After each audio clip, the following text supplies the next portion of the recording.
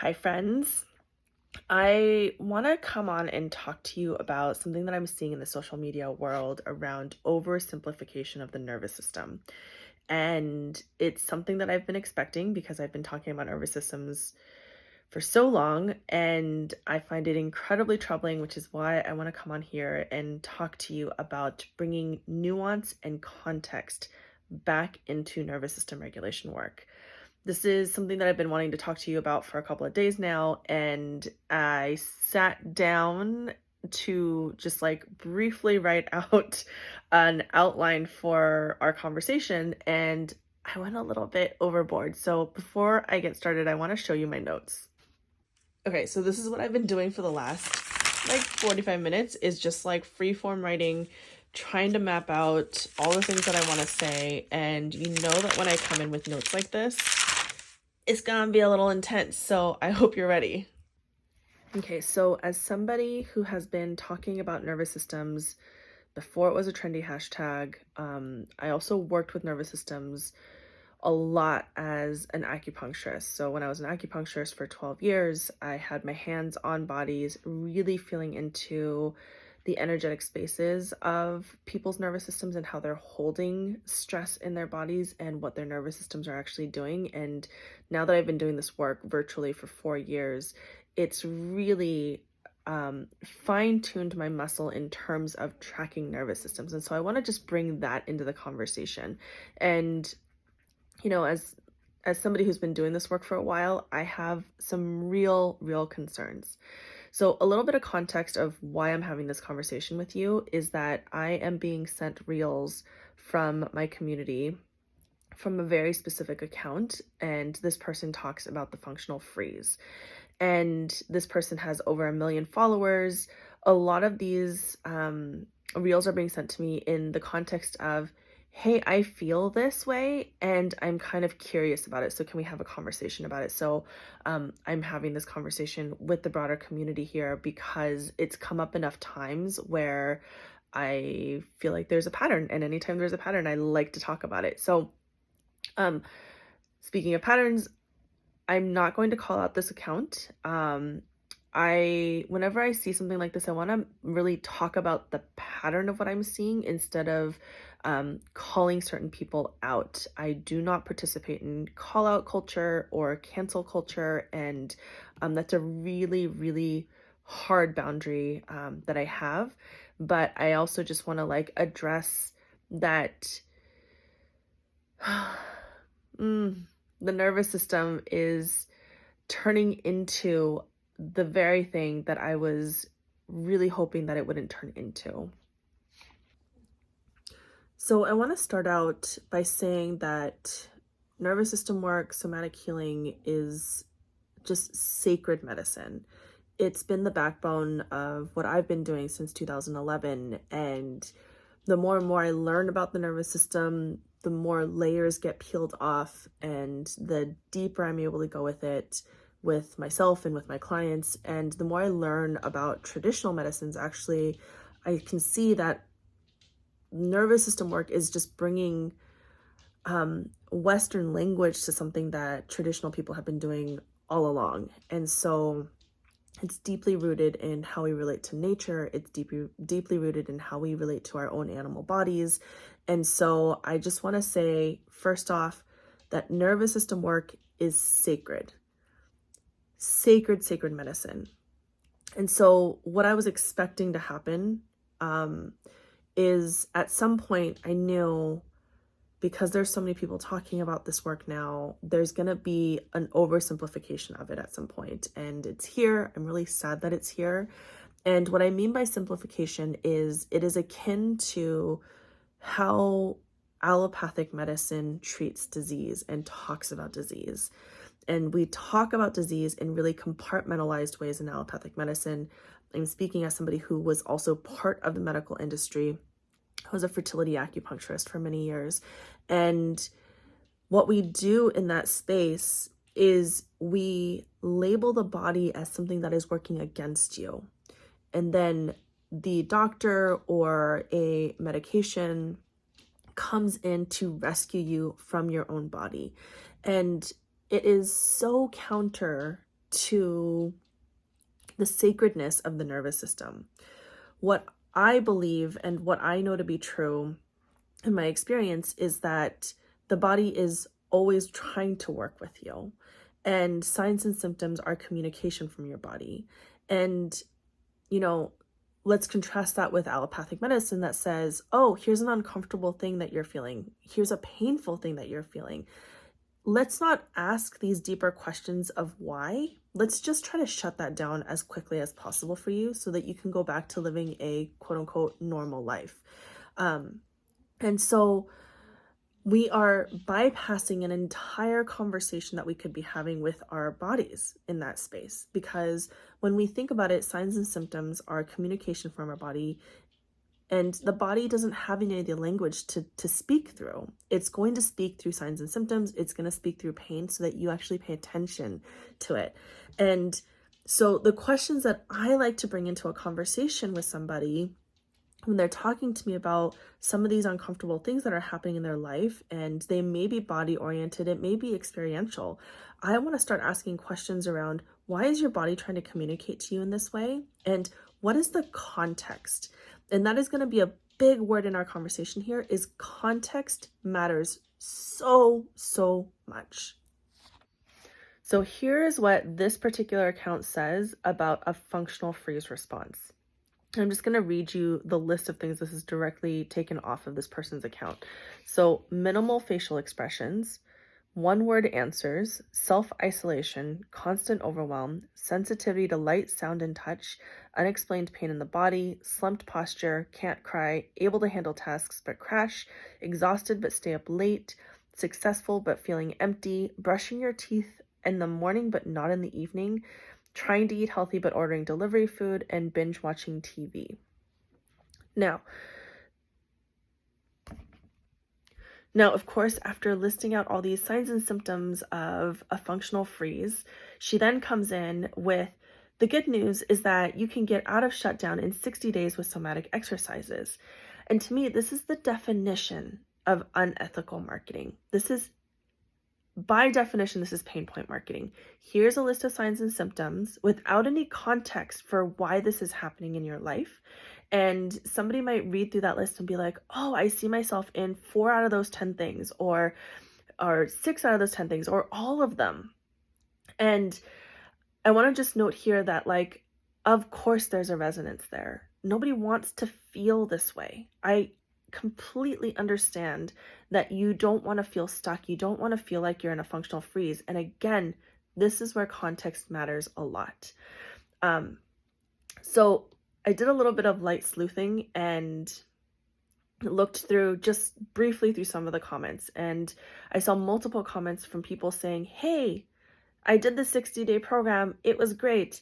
But now I'm back in a functional freeze response. What am I supposed to do? And her response to that is, oh, you have to finish the 3-course bundle in order to complete the program, and then you can be out of the freeze response. And I just have this big giant no, no. What you need is integration.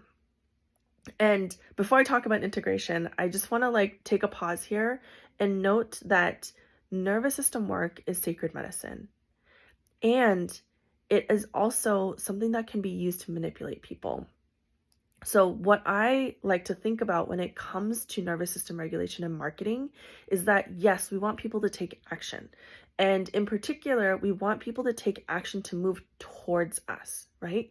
But the intentionality of what that can look like is so different when it comes to unethical marketing versus relational marketing.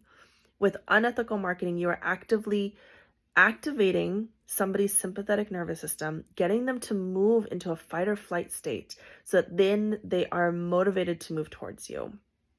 Versus with relational marketing, you are helping them feel understood, and in that understanding, tapping into their own curiosity about their own inner wisdom and moving towards you from a regulated and from a more secure place. So yes, the action looks like the same on the outside, but what you do in that space of how you work with that person's nervous system even in the space of marketing where you aren't having these like face-to-face interactions with people, and working with them and talking to them in real time, you are conveying all of that through your own messaging. So that's a little bit of a sidebar. Okay, so back to integration. The irony is that this person's somatic exercises, again, I didn't do like a deep dive on this person, but I did sort of like briefly go through her reels. A lot of her somatic exercises are actually really, really good. But the difference there is the intention is about hacking the nervous system so you don't feel uncomfortable. And you are trying to get your nervous system to change into just feeling the good feelings. And I think of it as being like you're trying to like exercise, like you're exercising a demon, you're exercising dysregulation, by using the sacred medicine. And when you do that, you are bypassing. And to me, it's less about the tool and more about the intentionality. So, how are you using that somatic exercise? Are you using it to help you integrate, or are you using it to help you bypass? And I feel like it's important to note that what integration is that you understand the context of where that functional freeze is coming from. And then you are able to assess and see if that's an appropriate response in context of the situation that's happening in your life. And so if you look at that functional freeze, that list of functional freeze, some of them made me kind of like roll my eyes, but a lot of it actually did make sense, right?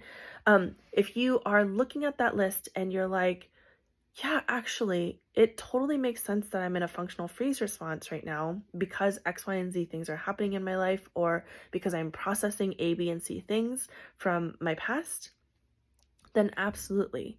Your role there, if the response is appropriate to the situation, is to actually feel the feelings and sit in that functional freeze and allow your body and trust your body that it knows what to do in that moment. That's actually asking you to slow down for a second for a reason. And we're going to talk about some of those reasons in just a moment. If you are able to like objectively look at the situation, you're like, this freeze seems like it's not an appropriate response for what's actually happening. So then this is where you are being invited to do the work. And by doing the work, I mean going in and doing some of those somatic exercises, going in and doing some of that inner child work, going and asking for some co-regulation from some trusted people. Talking about your story, journaling, writing, doing all these things that will help you contextualize and understand why you might be projecting a past experience onto something that's happening right now in real time, and why that response is actually a much bigger response than is actually being called for and is appropriate. So again, context is the thing that tells us if that functional freeze is appropriate or not. And context is situational, it is environmental, it is individual. And by the way, I read through that list of the functional freeze signs and symptoms, and a lot of those signs and symptoms are actually, this is going to be a much longer conversation, but it's quote unquote normal for those of us who are really sensitive, some of us who are neurodivergent, some of us who have autism or are introverted, because quite frankly, our cultural environment is kind of fucked up. And the water that we swim in is in a activated state, and sometimes it's hard to even understand that we're in that activated state. For me personally, I don't think I even recognized how dysregulating the world was until I was able to purchase my land and spend so much time in silence in nature with animals, being with the weather, and really finding my rhythm in that space. It's really hard for me to think about, oh my gosh, once upon a time, I used to live in Vancouver, a bustling city where I was working 60 to 70 hours a week and, trying to be healthy and trying to do all these things and feeling shut down in the process. And so that shutdown was actually an appropriate response to what was happening in my life back then. Another example that I can offer in terms of context and why context matters so much is that I'm pretty sure that the owner of this account would look at my behaviors and my emotional state and my nervous system regulation and my life for the last 3 months or so and diagnose me as being or as having functional freeze. And I would say technically, yes, this is true. But this is where context matters so much. Back in November, we moved into my friend's basement. This is where we're at right now. We decided that we were going to be pet sitting through the winter time while we were shopping for a condo to move into. And when I say that these dogs are difficult, I love dogs. Y'all know how much I love animals. I've been pet sitting since I was 16 years old. These are the most difficult dogs I have ever dealt with. First off, one of them is blind and deaf, and so he has difficulty even finding his way to the doggy door. The other one is incredibly anxious, is on a ton of anxiety meds, and behaviorally, physically, they've been incredibly hard to deal with. And I've been living an hour away from the farm, and I go out to the farm every single day, and I have to navigate this schedule of like, okay, I can't leave these elderly dogs for too long, but I also need to go to the farm and be with my animals and make sure that their needs are being taken care of. And so, you know what? I've been in a functional freeze. I'm able to get everything that I need to do technically done, but when it comes to the time that I have for myself, I have binge watched the entire series of Big Bang Theory in the last couple of months, and it's been difficult. Functional freeze. Context matters. When I look at that, if I were to look at this objectively as somebody just listening to my story, I'd be like, yeah, of course. Of course you're in that state. And for me, it's like presence is a finite resource. And I only have so much presence, and I am consciously choosing where I am distributing my presence. And so I'm choosing to be completely present when I'm with my clients because that is my happy place. I'm choosing to be completely present when I'm with my animals because, again, happy place. When I'm with my husband, when I am on the phone with my friends. And so in those moments that I have to myself, yes, I am choosing a functional freeze. And again, history and context matters here as well. What I would have done in the past is I would have gone into a complete fight mode and overdone and overextended myself and overcommitted myself. I actually made a conscious decision to pull away a lot of my marketing as well during this time because, again, presence is a finite resource. And if there's something that I can drop off of my plate, it's going to be my marketing. I'm never going to compromise the quality of care that I deliver to my clients. And so for me to deliver the level of care that I present and that my clients expect from me, I had to pull away from my marketing quite a bit these last couple months.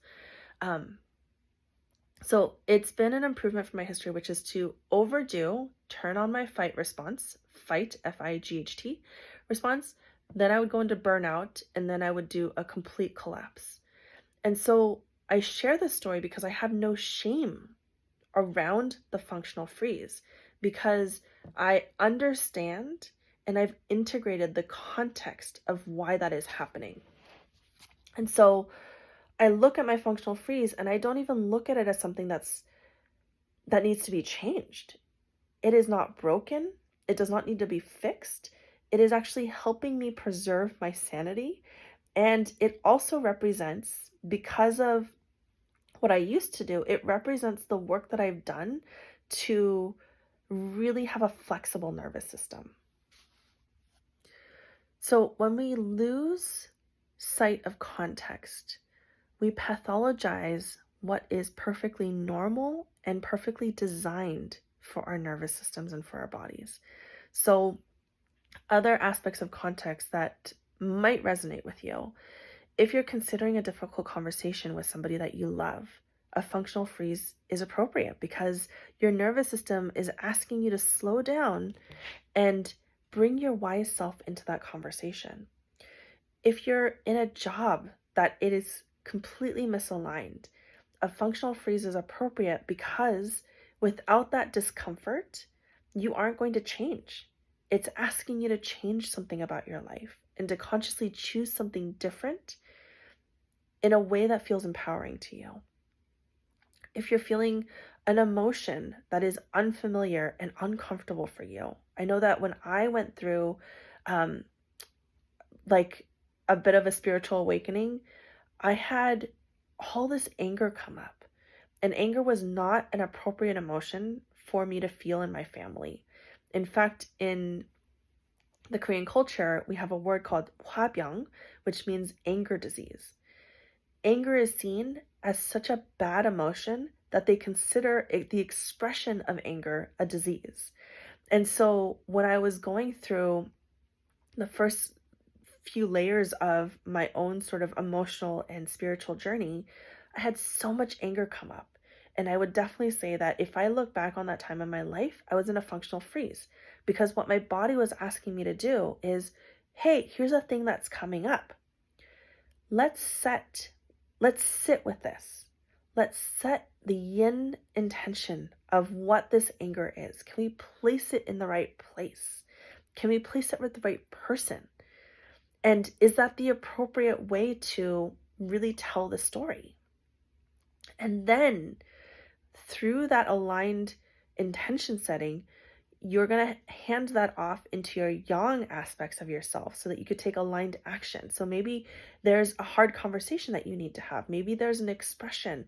Maybe you need to go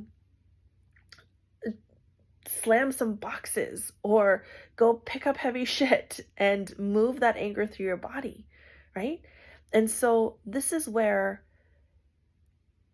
if we lose context, we start to pathologize what is actually good and perfect and true about our bodies and our nervous systems. So I know that I say this a lot here, but I think it's worth saying again and again and again and again, which is the healing journey, the personal development journey, the journey to be closer to your Tao is never about banishing dysregulation. It's not about never feeling really bad again, because life is going to happen. You also have a history, and history has a tendency to resurface because our lives tend to evolve as a spiral. And when that happens, if we're just running away from dysregulation, then we'll never be able to integrate what that experience is truly like for us on these deeper levels. And when you find that integration, it means that you get a little bit closer each time to living a life that is more aligned with your soul, living a life where you are able to hold boundaries, living a life where you are able to see, oh, this is my responsibility and that's their responsibility. Living a life where you're like, I choose these things and I choose these people. Living a life where you are able to step even more deeply and unapologetically into your desires. And to me, that is what true integration is. It's not about, oh, I never feel angry again, or I never feel grief again, or I never feel sad again, or I never feel frozen or shut down again. It's about welcoming all of those experiences in within the context of your life and being able to look at it and be like, hey, is that an appropriate response? And yes, if it is, then permission to be in that space, permission to feel those feelings. Now, objectivity is hard. it is so, so hard. And this is where I think coaches are so important. Whether it is you yourself reaching out to a coach or a mentor, or you holding space for somebody, is one of the main roles of the space holder is to have an objective lens on what's happening, because you don't have the projections that this person has. And that's why we do this personal development work for ourselves as space holders, right? Is because we don't want to be bringing our own projections into a space. And so, because objectivity is so hard, I really recommend bringing somebody in who can help you by listening to your story and being like, yeah, I can see why you're angry right now. I can see why you're in a functional freeze right now. I can see why you are full on in sadness right now. Or I can see why you're collapsed right now. Those are actually appropriate things to feel in this moment. Or, in contrast, like, that seems like a really big response. Can we unpack that together? Where does that story come from? How old is that feeling? How far back does that story go? And can we help that little one feel safe again so that it's not having to sit in the driver's seat and manage your life when things get really scary? And I also think that this is why I just like love this work that I get to do. I look at my client list, whether they're in BAM or they're a one-on-one client, and I look at these beautiful, sensitive souls who have been through so much. They have Googled things that haven't worked for them. They've looked at, hey, how do I fix my insomnia? And like tried to Google that. Or how do I, why do I feel anxious all the time? And Googled that. And then the generic hacks that are given in that space, like, of course it's not going to work because it's not individualized and understands the nuance and the context of what your life is about, right? And I also get a lot of folks who, I'm going to call them practitioner wounds, where they have tried to do these deeper layers of nervous system regulation work with a practitioner, a therapist even. And it's been really hard because that space holder is bringing their own stuff in and they're getting triggered by their own client. And then it reinforces this wound of like, I'm too big, or I'm taking up too much space, or I'm not enough. And so to me, this is where choosing is so important. You have a choice when it comes to both the content that you watch here on Instagram or the people that you choose to support you. So the first thing I want to ask you is, how do you feel when you watch someone's content? Is there resonance there? And I can say for sure, this person with this account, because they have over 1 million followers, there's a ton of resonance there. And so fair enough if you feel that resonance, right? You might look through that list of signs and symptoms and be like, that is me, right? I feel that way too. But there's one layer deeper to that. How do you feel when you feel that resonance? If you consume their content and you receive this message and this resonance of, there's something wrong with me, I need to fix that. And then they're offering you this like magical potion that is going to miraculously heal your nervous system, I would watch that. Or in that resonance, do they incite or inspire a bit of curiosity about your own inner wisdom? Do they ask you these layers of questions that take you deeper into your own process instead of outsourcing that power to somebody else? Because that's ultimately what this kind of marketing does, is it asks you to give up your own power, to give up your own wisdom, and to replace it with somebody external to you. So I guess in short, I'm going to wrap this up in a second. if there's a takeaway, is your nervous system is not broken. Even if you're experiencing a functional freeze, it is not broken. And you have choice when it comes to how you would like to receive that support. And please, for the sake of not just you, but for the collective, because we're all in this together. We're all on this healing journey together. And the more of us that are on this wave of choosing practitioners who market ethically and practitioners who don't pathologize your body and your nervous system, that is going to make such a huge difference in how our culture moves forward. So, yeah, that was a little bit longer than a TED Talk, but thanks for listening to my TED Talk. Bye. Hello, my friends. It's been a couple of days since I posted on Instagram about the oversimplification of the nervous system, and in particular, this whole concept around a functional freeze. And I've been in really lovely, insightful conversations in my DMs with other folks who are doing this work and doing this medicine and bringing it to your people. And that's one of my favorite things about this community, is it's not just a one-sided, I am teaching sort of a conversation. You all bring so much more depth and nuance to these things, and you add to the flavor of what this work looks like. And so I thought I would share. Of course, these are being shared with permission, and so I thought I'd share some of these insights that you all are bringing. So the first thing I want to address is that I had a couple folks asking me if I would share the Instagram account that I was talking about in my stories. And the short answer is no, I will not share. And I also wanted to give a longer context of why I hold that boundary. So the first piece is that I am about talking about patterns rather than individuals.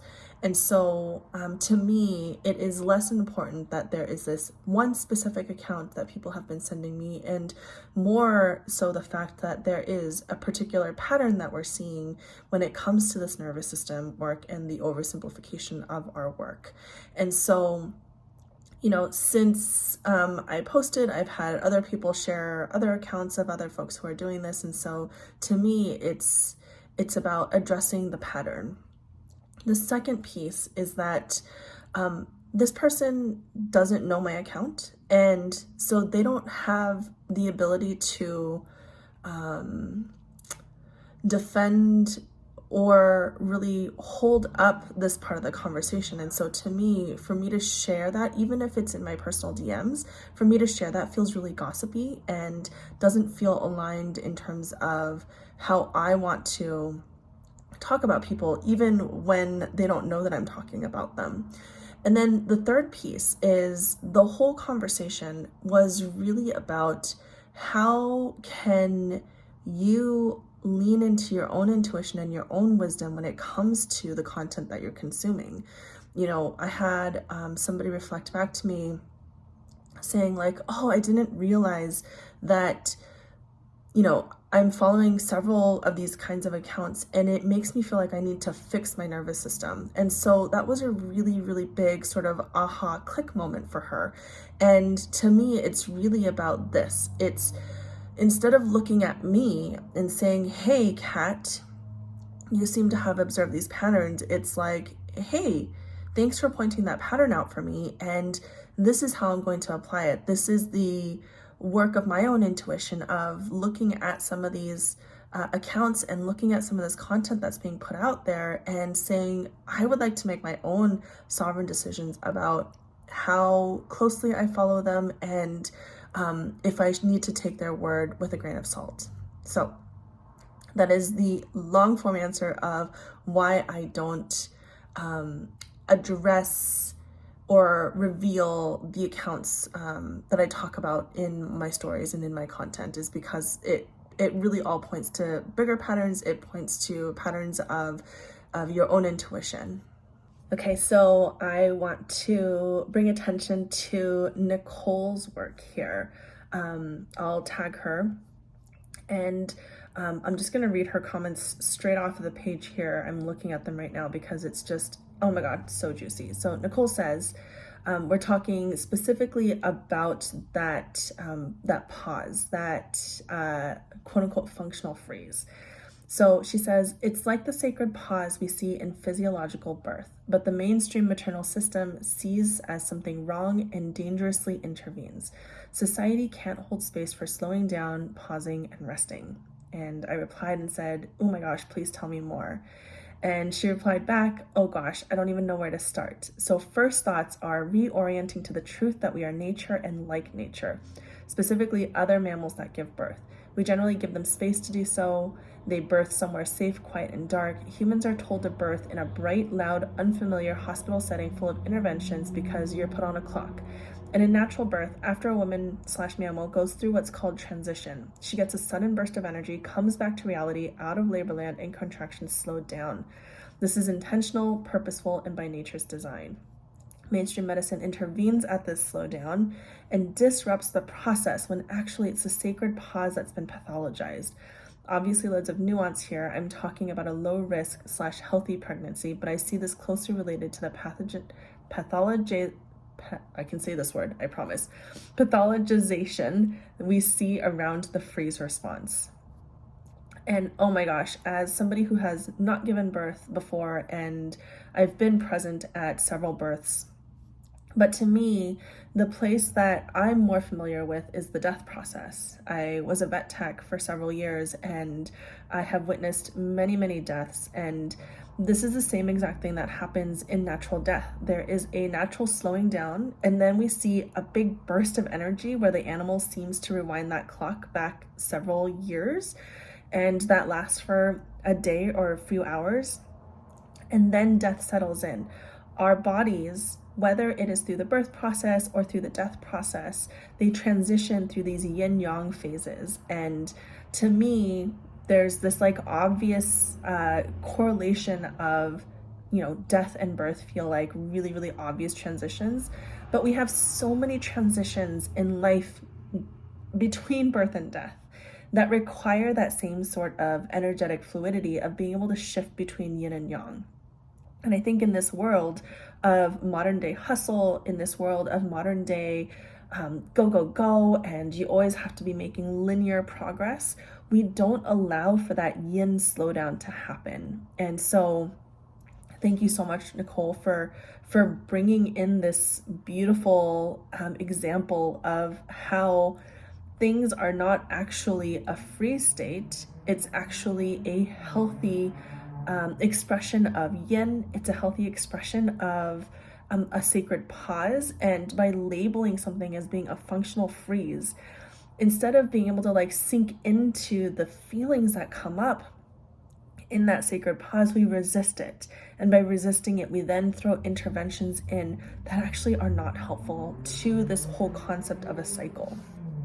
Now, this next comment comes from Emma, who is a play coach. And she said that she's shared this concept so many times to clients. Again, reading straight off of the page here.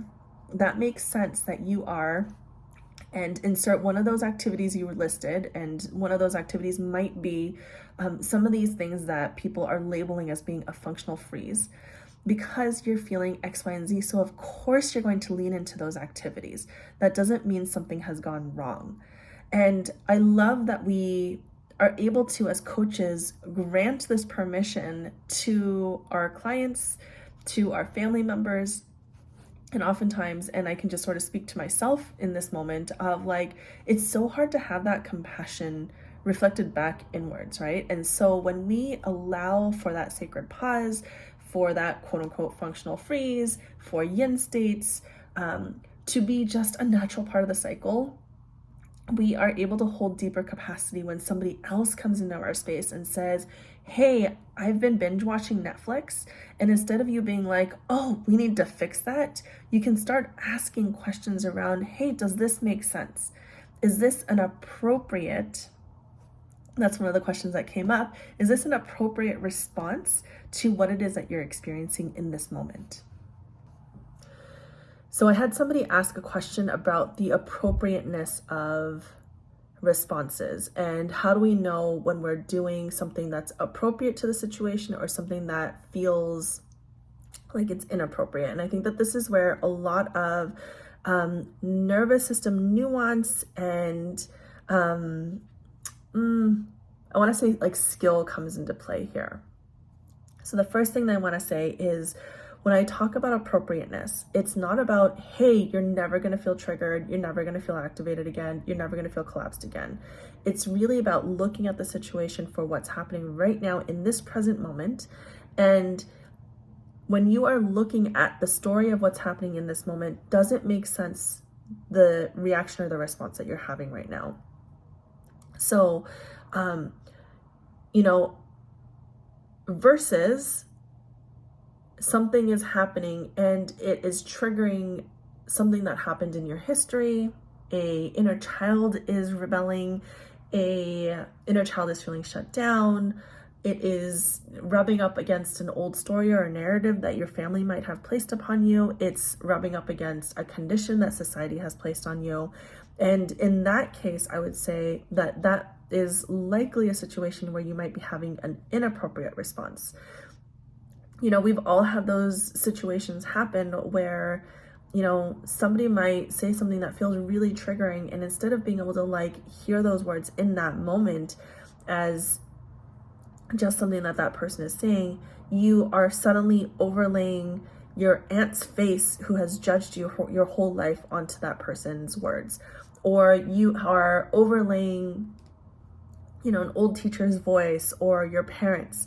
And, in those situations, it's really important to lean on your nervous system tools and to say, hey, this might not be the most appropriate response to what's happening right here. How can I get closer to the truth?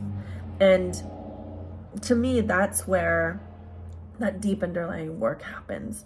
I'll say that this is so much easier when you have other people in your corner who are well versed in being able to do this. And oftentimes this is when I personally will go to a mentor, if there's a coach that I'm working with at the moment. But most reliably, those people are going to be my husband, my besties, and a few of my trusted colleagues who I work with regularly. And so, if I'm able to share this outside of my own experience and bring it to a third party who has an unbiased opinion about what's going on, they're able to reflect back to me and say oh, that actually seems pretty understandable. Or, hey, have you considered that maybe this is a story that is persisting because it's your father's voice or it's your mother's voice. And, all these people that I just outlined have a concept of what my history is and what I get triggered by, right? And so they have a little bit of a roadmap to where my, own inappropriate responses might be coming from. I'll say too that by sharing it outside of myself, I think it's Brene Brown who talks about shame gremlins, but it really helps me reinforce that messaging of, I don't have to be ashamed by this, by me talking about, hey, I binge watched a bunch of Netflix shows in a moment where I was in a functional freeze. I have no shame about that. Versus, if I were to keep that inside, there's a potential that shame might mutate into something that I feel really it feels like it needs to be hidden. So hopefully that helps in terms of being able to gauge what an appropriate versus inappropriate response is. And then the last little observation that I want to bring into this conversation is from Nadine. I absolutely love Nadine. If you don't know her, you definitely need to check her out. She has been on this podcast a ton. She is a BAM alumni. She's also been a coach for BAM. And so she's somebody that I absolutely adore her. And her observation is that as a manifesting generator, and there's a lot of us out there, she's a manifesting generator, I'm a manifesting generator as well. She was just sharing with me that a bunch of her clients are manifesting generators, and she was positing this theory that, perhaps this is just part of our mani-gen cycle. If we are in that generative mode, it's so easy to be in that space because we've been validated for being generators, for getting shit done, for being able to like look at a to-do list and say, boom, boom, boom, I know how to do this. Versus when we're in our manifesting phase, which is a lot more yin, which is slow, which is about holding intentions, we have a tendency to resist that. And so for some of us, that might be our natural design, is to flow in and out of these yin states, not just because we are part of nature and this is what nature does, but I would say that my own personal observations about who I am and how my, sort of work cycles are like is I am less consistent and I am a lot more up and down when it comes to creating and being in the like generative versus the manifesting phase. And so I love all these observations. Thank you so much for having this conversation with me. I love being able to have these conversations, and, one of the things that I really just want to like finish out this conversation with is, oh my gosh, how many times can I say conversation in a row? But anyways, so Instagram, everyone says Instagram is about short form content. Everyone says that it is about holding someone's attention for like 1 minute at a time. I posted a 30-minute video on my stories and was like, hey, like I kind of don't care if nobody sees this. I just feel like I need to get this off of my chest and I just need to like say this thing out loud. Otherwise I might go a little bit crazy. And so I did that thing, and I had so many of you watch this 30-minute video on Instagram all the way through. And now if you are listening to this second part of this conversation, we are probably, I want to say like 45, 50 minutes into a conversation that, other business coaches, other folks who advise about how to promote yourself on Instagram would say this is the opposite of what you should be doing. To me, it's always come back to relationships, and my own sort of way of being is that like I don't know how to just like dance on a reel and create like a 1 minute thing. I always have these like long, deep conversations with people, whether you are meeting me in person, or even if we're just like running. Like I don't know how to do the small talk thing, you guys. Like even when I was a bartender, I would have these like long, in-depth conversations with people. And so I don't know how to be short-winded, and I thank you for being here, and thank you for really just being in relationship with me and being in relationship in the ways that feels really good to me. And to me, it's like, you know what? Fuck the algorithm. Fuck the ways that people say you need to promote yourself on Instagram. Fuck the short form content, guys. Do what feels good. That is like if you need any sort of like marketing advice, like do what feels good, because when you're speaking from your heart, when you're speaking from this place of authenticity and from this place of like genuine care for the world, the people who want to listen are going to listen all the way to the end. So again, thanks for being here. Love the crap out of you guys, and we'll chat soon. This part of the conversation comes from Lauren. Her Instagram handle is Nest and Nourish. And she responded by saying, I'm playing with the idea that maybe my functional freeze is part of my creation cycle. And I just was like, oh my gosh, tell me more. I'm so curious. And my own curiosity stems from me wanting to work on my own relationship with creativity. And so she says, I guess I've just realized that maybe my cycle of procrastination and what feels like functional freeze, and maybe it's not actually, and I only think it is because of unethical marketing. And then the thought and creation is all part of my creation cycle. I love that concept. I just want to like go through that again.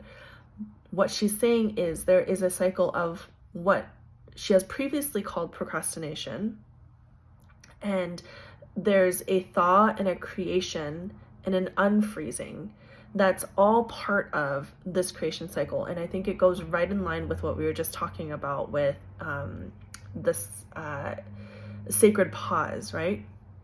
And she continues and says, it's almost like I need that slowing down to let things percolate in my mind and body before I really let something be fully created. And I responded with all the exclamation marks, because yes, yes, yes, it's almost like we need an autumn and a winter cycle for spring to come. And the pause and the slowdown allows for the intention to crystallize so you can take aligned action on the thing. And she continues and says, and when I don't shame myself or attach to labels to it like procrastination and freeze, it moves through with so much more ease. And it's definitely a delicate balance, and I have to be very aware of my own internal thoughts, my inner critic, the somatic experience of it throughout, or it can really turn into almost using it as an excuse to not take action. And I think that this is such a beautiful, insightful way of like the self-awareness that's needed in order to do this nervous system work. And so the first thing I want to just like highlight, underline, asterisk: the less you shame yourself, the less you attach labels to things and call it procrastination and you call it freeze, and the more you're able to sort of like accept this part of the cycle, the easier it actually becomes to move to the next part of the cycle. It's almost by saying, hey, like I'm fully into this yin mode and I'm going to just really accept it and be in it for as long as it needs to be.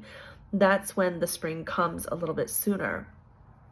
And of course, to me, the body always leads the way, right? And so what is that somatic feeling of a sacred pause versus what is the somatic feeling of true freeze? And that's going to look really, really different for different people. It's also going to look really different in terms of perhaps the stories and the narratives that come up around these two things. And so instead of just looking at the external thing and being like, oh, that person is binge watching a bunch of Netflix shows, you can be like, okay, so what does that feel like in your body when you are binge watching? What does that feel like, and how is it different from when you have binge watched Netflix shows in the past? And to me, that's where we start really threading through a lot of this self-awareness and stop labeling and